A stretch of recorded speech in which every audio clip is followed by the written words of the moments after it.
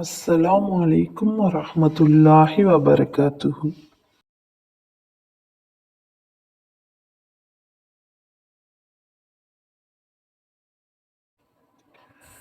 நம்பிக்கை கொண்டவர்களிலும் யூதர்களிலும் சாபியீன்களிலும் கிறிஸ்தவர்களிலும் எவர்கள் இந்த தூதர் கூறியபடி அல்லாஹ்வையும் இறுதி நாளையும் நம்பிக்கை கொண்டு அவர் கற்பித்த வழியில் நற்செயல்களை செய்கிறார்களோ அவர்களுக்கு நிச்சயமாக ஒரு பயமும் இல்லை, அவர்கள் துக்கப்படவும் மாட்டார்கள். நிச்சயமாக நாம் இஸ்ராயேலின் சந்ததிகளிடம் நம் தூதர்களை பின்பற்றும்படி உறுதிமொழி வாங்கி அவர்களிடம் நம் பல தூதர்களை அனுப்பி வைத்தோம். எனினும் அவர்களுடைய மனம் விரும்பாத ஒன்றை கட்டளை நம் தூதர் அவர்களிடம் கொண்டு வந்த போதெல்லாம் அத்தூதர்களில் சிலரை பொய்யரென கூறியும் சிலரை கொலை செய்து கொண்டுமே இருந்தார்கள். இதனால் தங்களுக்கு ஓர் ஆபத்தும் ஏற்படாது என்று அவர்கள் எண்ணிக்கொண்டனர். ஆதலால் அவர்கள் உண்மையை காண முடியாத குருடர்களாகவும் அதை கேட்க முடியாத செவிடர்களாகவும் ஆகிவிட்டனர். இதன் பின்னரும் அல்லாஹ் அவர்களை மன்னித்தான். எனினும் அவர்களின் பெரும்பான்மையினர் பிறகும் குருடர்களாகவும் செவிடர்களாகவுமே இருக்கின்றனர். ஆனால் அல்லாஹ் அவர்கள் செய்பவற்றை உற்று நோக்குபவன் ஆவான்.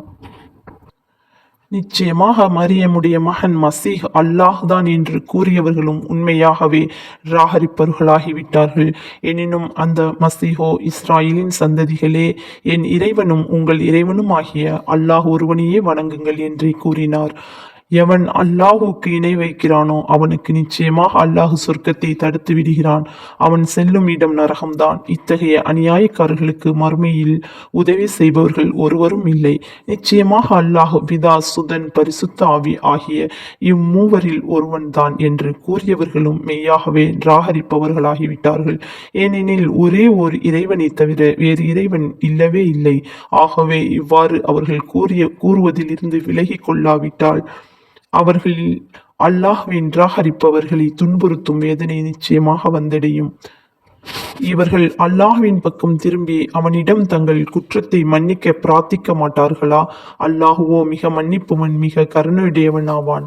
மரியமின் மகன் மஷீஹ் ஒரு தூதரே தவிர இறைவனோ இறைவனுடைய மகனோ அல்ல.